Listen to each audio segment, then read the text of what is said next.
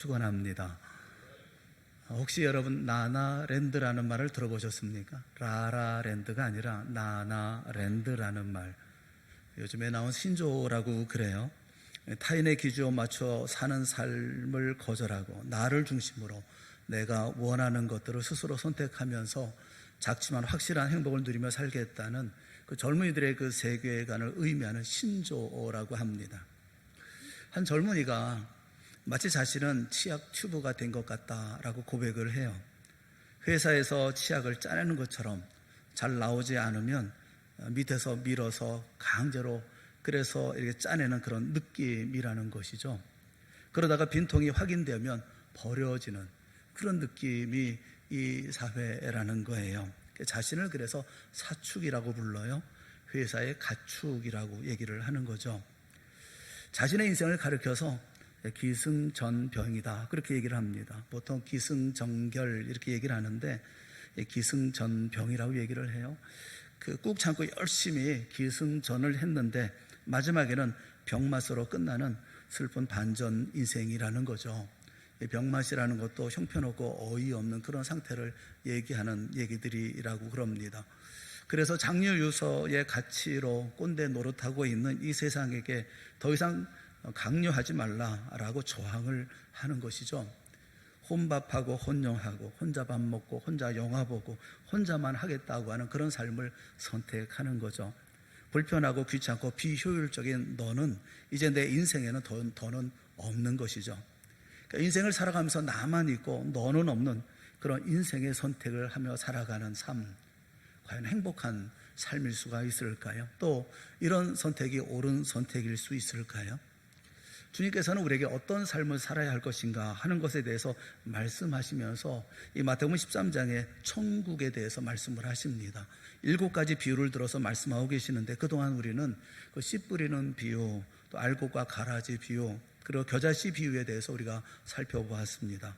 씨 뿌리는 비유는 좋은 땅에 씨가 떨어지면 100배, 60배, 30배의 결실을 반드시 맺는다. 천국을 이루는 것에 문제가 있다면 그것은 밭이다. 길가, 돌밭, 가시덤불에선 생명이 자랄 수가 없다. 하지만 좋은 땅이면 반드시 천국은 풍성이 이루어진다. 그렇게 말씀하셨죠. 알곡과 가라지 비유를 통해서 그런데 그 좋은 땅에도 가라지가 자란다. 왜 뽑아버리지 않느냐? 그것은 알곡을 보호하기 위해서, 알곡을 연단하기 위해서. 하지만 추수 때는 반드시 온다. 내 삶이 왜 이렇게 어려운가? 우리 교회는, 우리 가정은 왜 이렇게 힘든가? 얘기하지 말고 생명에만 집중하라. 생명은 반드시 추수 때가 있다. 그렇게 말씀하셨어요. 지난주에 겨자씨 비유를 통해서 씨는 작아서 보이지는 않지만 그것이 바로 생명이기에 생명은 거기서 시작된다고 말씀을 드렸습니다. 그리고 끊임없이 자라는 것이 천국이다. 그런 말씀을 드렸어요. 오늘 본문의 말씀은 누룩 비유라고 얘기하고 있는 예수님의 비유예요. 이 누룩 비유는 겨자씨 비유와 공통점이 있습니다. 작고 적은 곳으로부터 점점 크게 확장되어져 간다는 점이죠.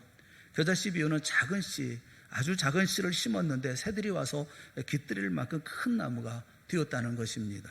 누룩 비유는 지극히 작은 누룩으로 반죽을 했는데 크게 부풀어 올랐다는 것이죠. 처음 시작은 작고 미미하지만 다가오는 날에 크나큰 능력으로 역사하게 되어질 것에 대해서 말씀을 하셔요. 두 비유 모두가 생명력을 가지고 있다고 하는 것을 말씀하면서 성장하고 자라난다고 말씀합니다. 그런데 겨자씨 비유와 누룩 비유에는 중요한 차이점이 있습니다. 겨자씨 비유는 자체적인 성장이에요. 겨자씨는 다른 무엇을 변화시키는 것이 아닙니다. 그 자체가 그 나무가 자라나는 거예요.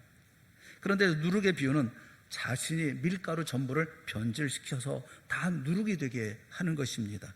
그래서 겨자씨의 성장이 자신을 위한 것이라고 하면 누룩에 대한 이 비유는 자신만 아니라 전부를 부풀게 해서 모두를 위한 빵을 만들어내기 위함이라고 하는 것을 말씀해주고 있어요.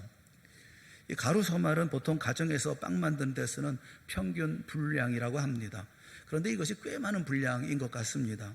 영어 성경의 NIV를 보면 많은 양의 가루라고 번역을 하고 있기 때문에 그래요.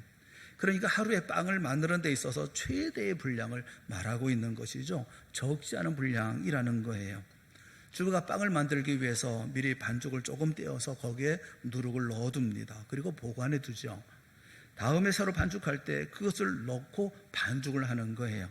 큰 밀가루 반죽에다가 누룩이 든 그 작은 반죽을 섞어서 그래서 반죽을 하면 이것이 아주 부드럽고 곱게 부풀어 오르는 것입니다. 인간의 힘으로 더 크게 할 수 없을 만큼의 부피로 이렇게 늘어나는 것이죠.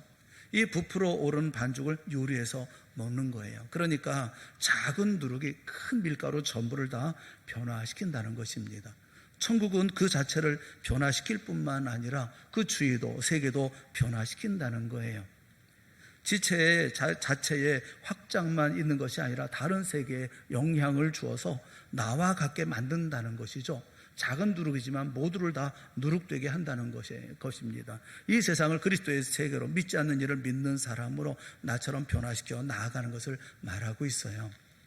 우리가 일상적으로 누룩 비유하고 그러면 점점 커지고 부풀어 오르는 것을 생각하는데 이 모든 일반적인 내용들 우리가 다 아는 내용이지만 그러나 우리가 정작 기억해야 될 내용이 한두 가지 꼭 있습니다. 그것을 여러분과 같이 말씀을 나누려고 그래요. 첫째는 변화의 방향입니다. 어떻게 변화되느냐? 그것은 나처럼이라는 거예요. 사도 바울이 사도행전 26장 29절에 이렇게 말씀하고 있지요. 바울이 이르되 말이 적으나 많으나 당신뿐만 아니라 오늘 내 말을 듣는 모든 사람도 다 이렇게 결박된 것 외에는 나와 같이 되기를 하나님께 원하나이다 라고 그는 그렇게 얘기를 합니다. 결박된 것 외에는 다 나와 같이 되기를 하나님 앞에 간절히 원하는 게 바울의 마음이에요. 우리는 우리 자녀나 우리 그 누구에게 나와 같게 되기를 바란다 혹은 나만큼만 행복해다오 라고 말하십니까? 어쩌면 대부분 반대로 제발 나만은 닮지 말아다오, 그렇거나 아니면 나같이 살지 말아다오 이렇게 말하지 않습니까? 다른 것은 몰라도 적어도 예수 믿는 것, 영적 생활에 있어서는 나와 같이 되기를 바란다 이런 말을 할 수 있어야 되는 것이 아니겠어요? 전도라는 게 무엇입니까? 전도 폭발도 있고 사형리 전도도 있고 문고리 전도, 꽈사 전도, 병따개 전도, 화장지 전도, 고구마 전도 어렵게들 다 얘기를 하고 있지만 사실 전도란 특별한 것이 아닙니다. 다른 사람에게 예수 믿는 나를 닮으라는 것이 전도예요. 내가 믿는 예수를 당신도 믿고 내가 구원받았으니 당신도 구원받고 내가 행복하니 당신도 행복하라는 것이 전도예요. 전도의 방법은 많이 있겠지만 내용은 그렇게 복잡한 것이 아닙니다. 나를 닮으라. 그것이 전도의 내용이에요. 그리고 설명인 것입니다. 그럴 자신이 없으니 전도를 못하는 것이죠. 오히려 당신을 보니까 예수 믿을 마음이 생기지 않습니다. 이런 핀잔만 듣게 될 테니 전도를 하지를 못하는 거예요. 어른들이 실수하는 것 중에 하나가 뭐냐면 자기는 하지도 않으면서 자녀들에게는 하라고 강요하는 그런 경우가 많다는 거예요. 자기는 먹지 않으면서 아이들을 보고 너는 먹으라라거나 자기는 텔레비전을 보고 있으면서 아이들에게는 공부하라고 하는 거죠. 아이들에게 공부하라고 하면 적어도 어른은 잡지라도 들고 있어야 되는 것이 안 되겠어요? 나 닮아라, 나와 같이 되기를 바란다. 이게 누룩 비유라고요. 보이지 않는 것처럼 적은 것이 일단 밀가루 속에 들어가면 전부를 부풀어 오르기 시작하고 그래서 끝내는 밀가루 전체를 다 누룩화하게 되어지는 것이죠. 언젠가 어떤 글을 보다가 서양 사람들은 한 5% 정도가 울분을 가지고 있다고 그래요. 우라통 이런 게 있잖아요. 울분을 가지고 있는 게 서양 사람들은 한 5% 정도라고 그래요. 근데 우리나라 사람들은 얼마나 그 울분을 가지고 있냐면 14.2%라고 그럽니다. 어떤 조사인지 잘 모르겠지만 10명 중에 한 사람 반은 이렇게 우라통을 가지고 삶을 살고 있다는 거예요. 그러면서 우리가 가지고 있는 이런 스트레스를 풀려고 하면 손바닥에 혀를 눌러야 된다는 거예요. 주먹을 꼭 쥐었을 때 네 번째, 다섯 번째 손가락이 닿는 거 거기가 혈이랍니다. 그것을 누르면 스트레스가 풀린다는 거예요. 벌써 이렇게 누르는 분이 계시잖아요. 제가 보니까 그 이야기를 읽으면서 제가 그것을 찾아서 누르고 있더라고요. 이렇게 누르고 있더라고요.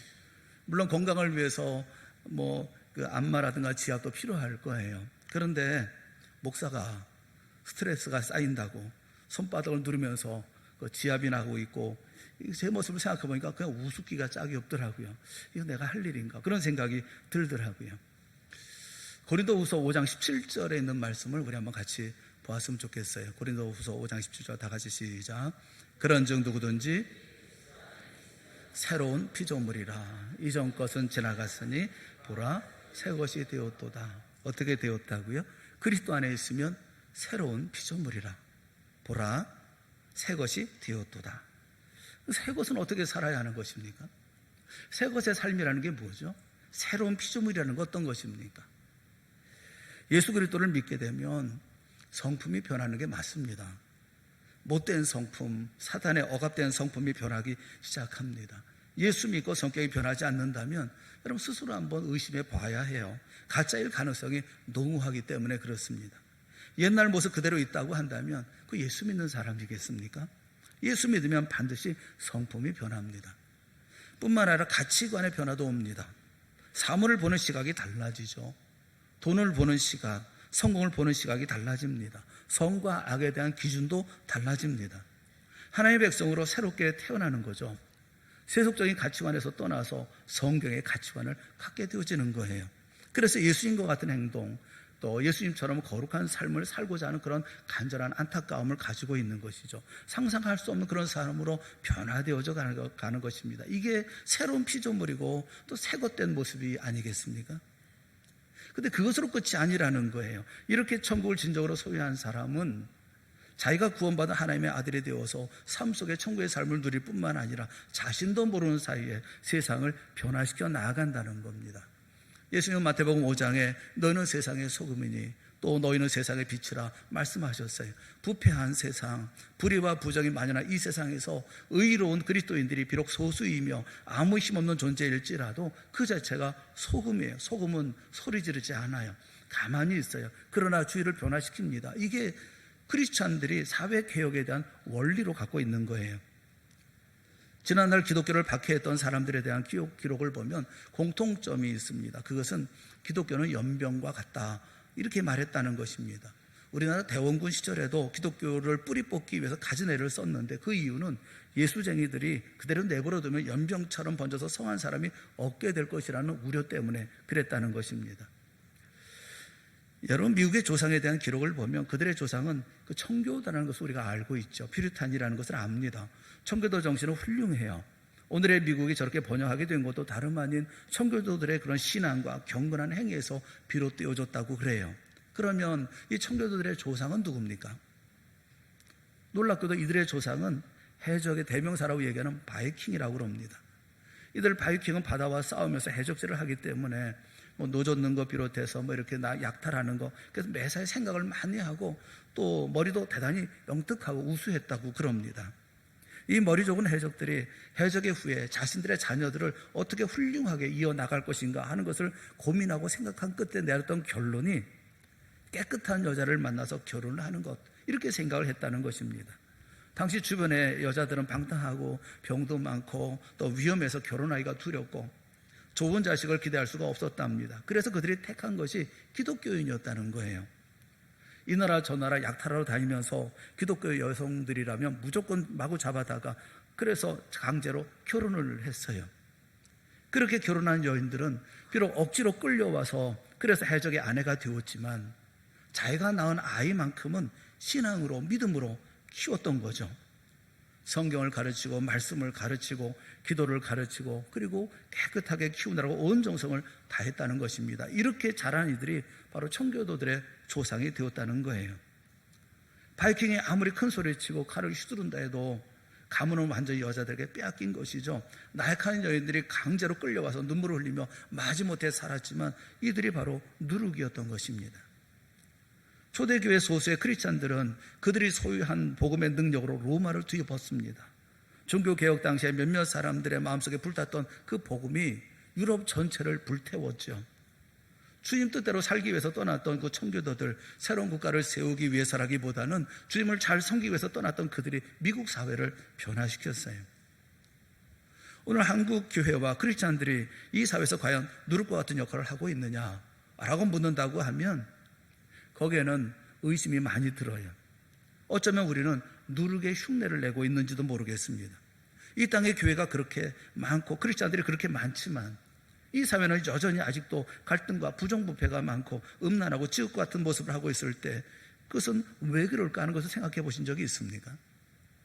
하나님의 자녀들이 벌써 천국의 본질을 오해했거나 아니면 진정한 누룩의 모습을 갖추고 있지 못하기 때문이 아니겠습니까? 나 혼자만 예수 믿고 천국에 가면 되는 게 아니에요. 나만 복을 받고 건강하면 되는 게 아니에요.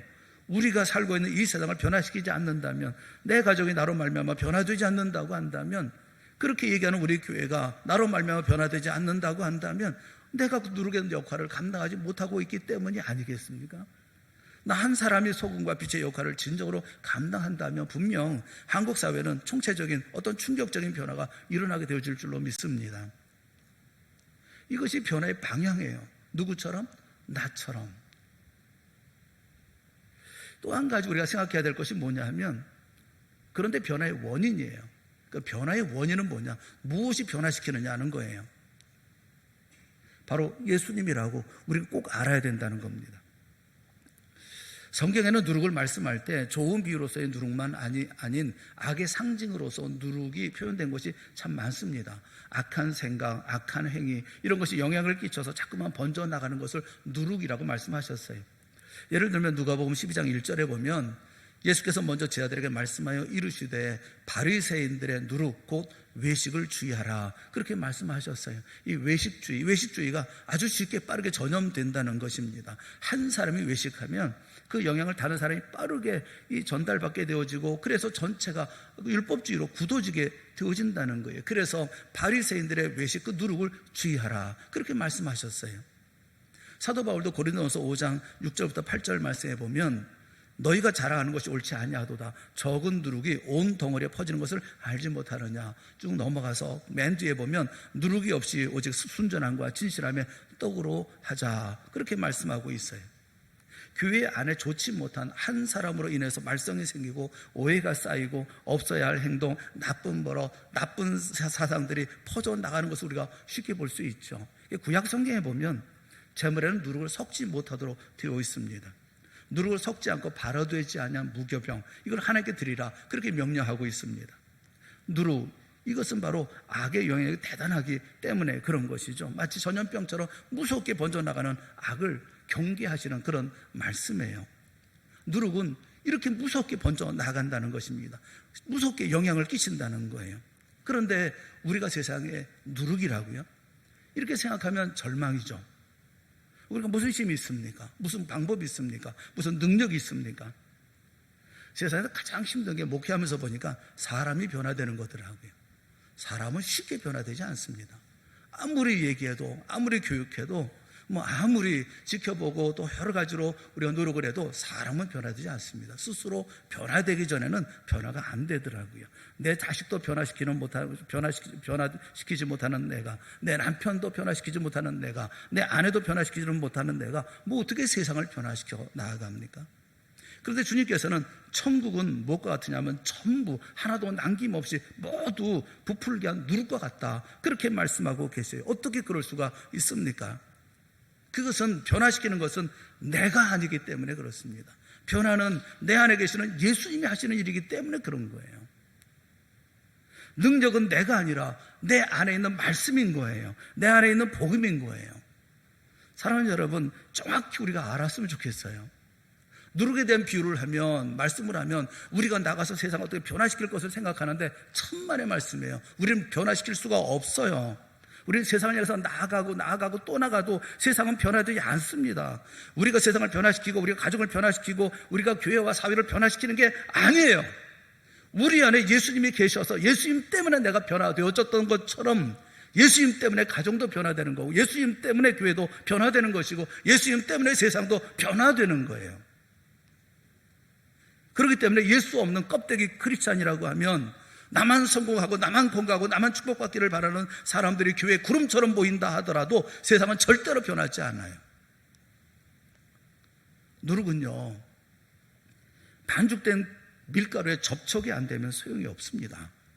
반죽된 밀가루 속에 들어가서 접촉이 되어야 그 누룩이 영향을 발휘하고 의미 있는 그런 모습이 되어지는 거 아니겠습니까? 누룩을 넣고 어떻게 합니까? 그냥 누룩을 뿌려놓고 합니까?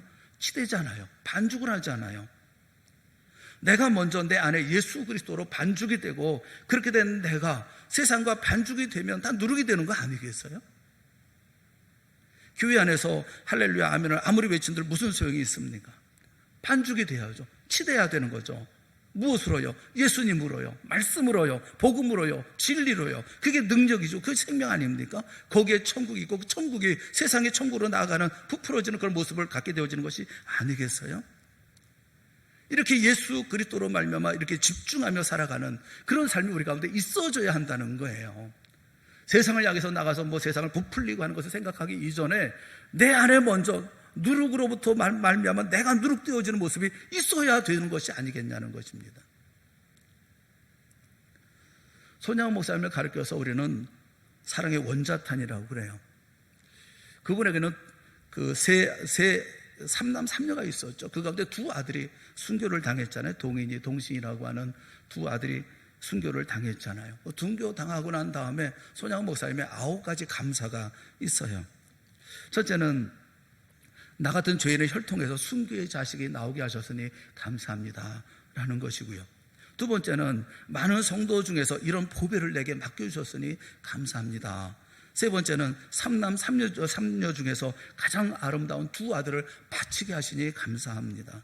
네 번째는 한 아들 순교하는 것도 귀한데 두 아들을 함께 순교하게 하셨으니 감사합니다. 다섯 번째는 예수 믿다가 죽는 것도 그 복인데 그런데 예수 전하다가 총살을 당했으니 그 얼마나 큰 복인가 생각하니 감사하다는 것입니다. 여섯 번째는 미국 가려고 준비하던 두 아들이 미국보다 더 좋은 천국 갔으니 감사하다는 거예요.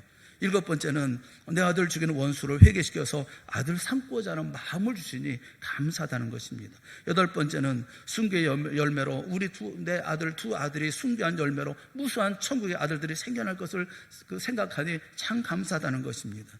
아홉 번째는 역경 속에서도 하나님의 사랑을 깨닫고 내 마음에 기쁜 마음을 주시니 감사하다는 거예요. 어떻게 감사할 수가 있습니까? 예수 그리스도에게 집중하니까요. 예수 그리스도만 바라보니까요. 말씀드렸지만 청교도의 어머니라고 불려지는 이런 그 바이킹들의 아내가 되어진 그분들이 그 척박한 삶에서 그 외롭고 괴로운 두려운 삶 속에서 그들이 어떤 삶을 살았겠어요? 예수 그리스도에 집중하는 삶을 살았죠. 예수님을 가르치는 삶을 살았죠. 그래서 자녀에게 예수를 가르치고 예수만 의지하고 예수만 집중했던 삶을 살았던 것이 아닙니까? 누룩이라고 하는 것은요, 우리가 세상을 향해서 세상을 변화시켜 나가자는 운동이 아니에요. 누룩은 스스로가 누룩이 되어줘야 되고 변화된 누룩이 세상을 변화시켜 나간다는 것을 아는 것이 오늘 본문의 말씀에 우리가 먼저 기억해야 될, 전제해야 할 말씀이라고요. 내 마음에 이와 같은 천국의 마음을 가지고 살아가는 사람, 예수 그리스도로 말미암아 치대고 반죽된 사람들은 바로 가난한 마음이 가난한 삶을 삽니다. 애통하는 삶을 삽니다. 온유한 삶을 삽니다. 의에 줄이고 목마른 삶을 삽니다. 긍휼히 여기는 삶을 삽니다. 마음이 청결한 삶을 삽니다. 화평하게 하는 삶을 삽니다. 의를 위하여 박해받는 삶을 삽니다. 그리고 이런 이들이 있는 곳에 세상은 변화가 되어지는 놀라운 역사가 이루어지는 거예요. 누룩의 능력은 복음의 능력이에요. 남에게 설교할 필요도 없어요. 개혁하자고 소리 지를 필요도 없어요. 다른 사람을 정죄할 필요도 없어요. 우리가 예수 안에 천국을 누리고 우리가 그렇게 살면 되는 거라고요. 하버드 대학의 신학자인 그 하비콕스라는 사람이 1960년에 세속도시라고 하는 책을 썼어요. 그 책에서 앞으로의 세계는 탈종교화 현상이 일어날 거고 나타날 것이고 그리고 마침내 교회는 빌 것이다, 그렇게 예측했습니다. 그러고 난 다음에 한 30년 정도 지난 다음에 그는 다시 책을 썼어요. 하늘에서 내린 불이라는 그런 책을 썼어요. 그 책에서 자신의 예식이 다 빗나갔다라는 것을 이제 시인을 합니다. 시인하면서 기독교는 계속해서 확장되어져 나갈 것이다. 그러면서 그가 어떤 말을 했느냐 하면 앞으로 기독교의 확장을 이끌어 나가는 것은 오순절 파를 통해서일 것이다 라고 그는 얘기를 했어요. 기독교가 확장되는데 오순절파를 통해서? 그 말은 틀렸어요. 그 어떤 파도 아니라 예수 그리스도에서 복음은 온 세상에 퍼져 나가는 거예요. 예수를 믿는 의롭고 또 진정한 크리스찬들을 통해서 기독교는 오늘도 아프리카로, 동남아로, 남아메리카로, 저 지구 반대편에 볼리비아와 그리고 멕시코에 계속 확산되고 있는 거예요. 사랑하는 여러분, 예수님이 계신 그곳에 천국이 이루어집니다. 천국이 이루어진 내가 머무는 곳에 또한 천국이 이루어지는 거예요. 그리고 내 안에 예수님과 접촉하는 모든 사람들이 그렇게 변화되어지는 거예요. 그렇기 때문에 우리는 이 말씀을 볼 때 무엇을 생각해야 되느냐 하면 예수님을 생각하고 예수님께 집중하는 삶을 살아야 되겠구나 생각을 해야 되는 거라고요. 내게 많은 문제가 있어요. 천국 같은 삶을 누리고 살고 있지를 못합니다. 내 가족을 볼 때 그렇고 내 이웃을 볼 때 그렇고 세상을 향해서 소명을 가지고 나갈 때도 그래요. 그런데 제일 먼저 해야 할 일이 뭐냐면 내가 예수님과 하나가 되어지는 게 우선이라고요. 그리고 난 다음에 내 가정도 변화되어져 천국이 되어지는 것이고 내 이웃도 천국이 되어지는 것이고 교회도 세상도 천국이 되어지는 거 아니겠어요? 히브리서 3장 1절에 있는 말씀을 우리 한번 다 같이 봤으면 좋겠습니다. 시작. 그러므로 함께 하늘의 부르심을 받은 거룩한 형제들아, 우리가 믿는 도리의 사도이시며 대제사장이신 예수를 깊이 생각하라. 예수를 깊이 생각하라. 예수님을 생각하고 예수님을 기억하고 예수님께 집중하고, 그게 우리에게 있어야 될 일이지, 확장 선포 그래서 되어지는 게 아니란 말입니다. 빌립보서 2장 5절에 뭐라고 말씀하고 있습니까? 예수님의 마음을 품으라 말씀하잖아요. 다 같이 봅시다. 시작. 너희 안에 이 마음을 품으라. 그 그리스도 예수의 마음이니. 예수님으로 치되고 반죽되어져서, 그래서 여러분이 예수님과 같은 작은 누룩이 되어져서 예수님처럼 생각하고 예수님처럼 말하고 예수님처럼 사세요. 변화는 소리 없이 일어납니다. 누룩으로 인한 변화는 소리 없이 일어나요. 변화는 눈에 보이지 않게 일어납니다. 천국은 어떤 과장이라든가 광고라든가 소문에 의해서 생겨나는 것이 아닙니다. 조용히 은밀하게 복음의 능력 가운데 나타나는 거예요. 어느 날 보니까 세리가 변화되어져 있고 어느 날 보니까 죄인들이 변화되어져 있는 거예요. 그렇게 어느 날 내가 변화되어져 있고 어느 날 내 가정이 변화되는 것입니다. 여러분, 예수님을 보세요. 예수님은 언제나 예수님의 관심은 어떤 세상의 성공이나 성취에 있지 않았어요. 예수님의 관심은 사람에게 있었습니다. 그리고 십자가를 죽기 위해서 이 세상에 오셨던 그 마지막 목표를 향해서 주님은 나아가고 계셨어요. 요한 14장 1절부터 3절에 있는 말씀을 우리 한번 다 같이 보았으면 좋겠습니다. 우리 다 같이 봅시다. 시작. 너희는 마음에 하나님을 믿으니 또 나를 믿으라. 내 아버지 집에 거할 곳이 많도다. 그렇지 않으면 너희에게 일렀으리라. 내가 너희를 위하여 거처를 예비하러 가노니 가서 너희를 위하여 거처를 예비하면 내가 다시 와서 너희를 내게로 영접하여 나 있는 곳에 너희도 있게 하리라. 아멘. 그래서 예수님은 세상에 아부할 필요도 없었고 세상 의지할 이유도 없었어요. 우리는 좀 더 잘 살고 좀 더 오래 살고 좀 더 뭘 소유하려고 생각합니다. 고민을 합니다. 예수님은 성공과 욕심이 아니라 포기와 비움, 그리고 지배가 아니라 섬김을 실천해 나가셨어요. 우리가 천국을 소유하고 함께 변화된 기쁨의 삶을 살기 원한다고 한다면 우리는 조용히 우리 주님 예수님을 향해서 눈을 돌려야 합니다. 그리고 예수님으로 부풀어 오른 그런 삶을 살기를 위해서 최선의 노력을 경주해야 되는 거예요. 그럴 때 내 가정은 어느 사이에, 내 교회는 이 세상 어느 순간 소리 없이 변화되어 있을 것입니다. 이런 역사의 주인공이 되어야 되지 않겠어요? 변화의 방, 나처럼 변화되어져야 되는 거예요. 그런데 변화의 원인은 무엇입니까? 예수 그리스도예요. 언제나 그렇습니다. 주님이 변화시킵니다.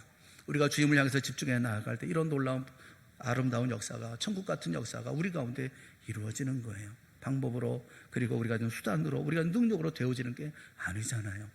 오늘도 주님께 다시 한번 집중하고 주님을 바라보고 그 가운데서 우리 안에 예수님과 함께한 천국이 이루어지고 그 천국이 우리 가정을 변화시켜 나가고 세상을 변화시켜 나가는 놀라운 역사의 시작이 여러분부터 시작되어질 수 있기를 주님의 이름으로 축원합니다. 기도하겠습니다. 사랑하는 하나님 아버지, 주님께서 우리에게 말씀하시고 듣게 하여 주시옵시고 깨닫게 하시고 우리가 모두 예수 그리스도 우리 주님 십자가에 집중하는 저희가 되게 하여 주시옵소서. 주님도 이 땅에 계실 때 주님께서 주셨던 일이 무엇인지, 그리고 그 사명을 이루기 위해서 최선의 눈을 경주했던 것처럼 주님 닮은 우리가 되게 하여 주시옵소서. 그 삶을 이루어 과연 천국을 누리며 우리 모두가 아름다운 천국의 한 가족이 되어질 수 있도록, 또 하나님의 놀라운 천국을 맛보고 그리고 누리며 살아갈 수 있도록 하나님 은혜 베풀어 주시옵소서. 주님 향하는 우리 모두가 되어질 수 있도록 이 시간도 성령께서 우리 가운데 역사하여 주시기를 간절히 비옵고 예수님의 이름으로 기도드리옵나이다. 아멘.